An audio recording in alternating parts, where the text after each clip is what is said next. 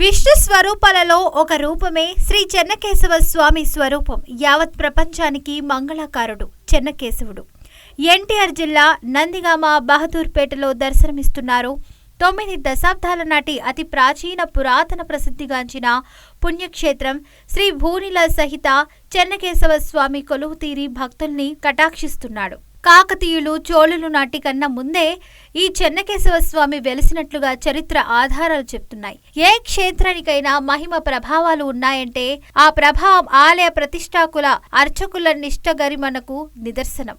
వైఖానస ఆగమోక్తంగా 7 తరాల నుండి స్వామి అర్చకత్వం నిర్వహిస్తున్నట్లుగా అర్చక స్వామి తెలిపారు. చెన్నకేశవ స్వామి చాలా విశిష్టత కలిగిన మహిమాన్వితమైన దేవాలయంగా భక్తులను కోరికలను తీర్చే కొంగు బంగారంలా ఈ స్వామి పిలిస్తే పలుకుతాడనే భక్తులు చెప్తున్నారు. అఖిలాండకోటి బ్రహ్మాండ నాయకుడైన శ్రీ మహావిష్ణువు కేసి అనే రాక్షసుడిని సంహరించి కేశవుడయ్యాడని ఆధ్యాత్మికవేత్తలు వర్ణిస్తున్నారు.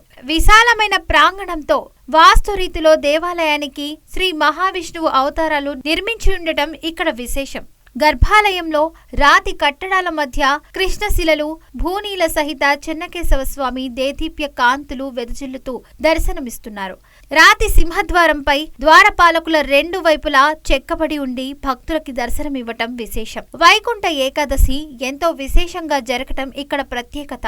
స్వామివారు ఉత్తర ద్వారం గుండా భక్తులకు దర్శనమిస్తారు. సంక్రాంతి ముందు భోగి రోజున గోదాదేవి కళ్యాణం జరగటం, పాల్గొన మాసం పౌర్ణమి రోజున స్వామివారి కళ్యాణం నిర్వహించడం ఆనవాయితీ అని ఆలయ అర్చకుడు దివి అధ్యక్షజ అయ్యంగార్ తెలిపాడు.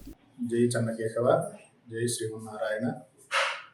ఇది నందిగామ, ఎన్టీఆర్ జిల్లా నందిగామ గ్రామంలో బహదూర్పేట ప్రస్తుతం ప్రథమ సెంటర్లో వేయించేసి ఉన్న చెన్నకేశవ స్వామి దేవాలయం. శ్రీ భూనీలా సమేత శ్రీ చెన్నకేశవ స్వామి దేవాలయం.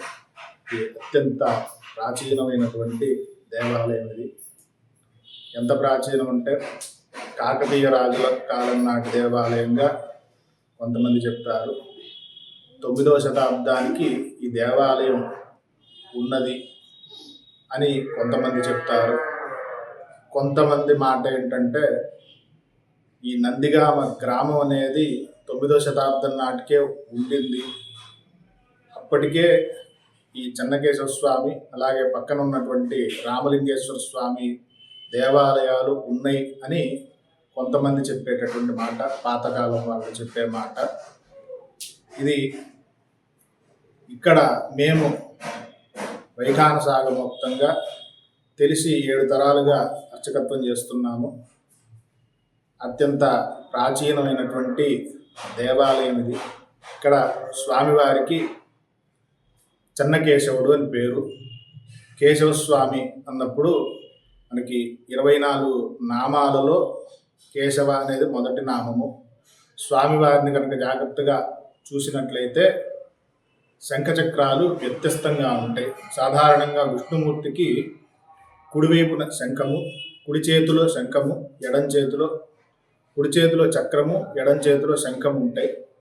కాకపోతే ఇక్కడ స్వామివారిని కనుక జాగ్రత్తగా పరిశీలిస్తే మూర్తిని కుడి చేతిలో శంఖము, ఎడమ చేతిలో చక్రము ఉంటాయి.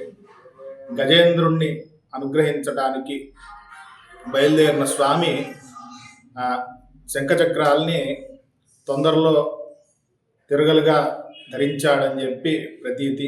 భక్తులు పిలిస్తే తనని తాను మర్చిపోయి మన కోసం వస్తాడనేటటువంటి అంతటి ఆర్తజన రక్షణ కలిగినటువంటి స్వామిగా స్వామివారి మహిమ చెప్పబడుతుంది. ఇక్కడ విశేషంగా వైకుంఠ ఏకాదశి చాలా విశేషంగా జరుగుతుంది. అలాగే స్వామివారికి సంక్రాంతి రోజున స్వామివారికి గోదా కళ్యాణము, అదేవిధంగా పాల్గొన పౌర్ణమి రోజున స్వామివారికి వార్షిక కళ్యాణోత్సవం జరుగుతుంది. అటువంటి చాలా విశేషమైనటువంటి దేవాలయం, అత్యంత ప్రాచీనమైనటువంటి దేవాలయము.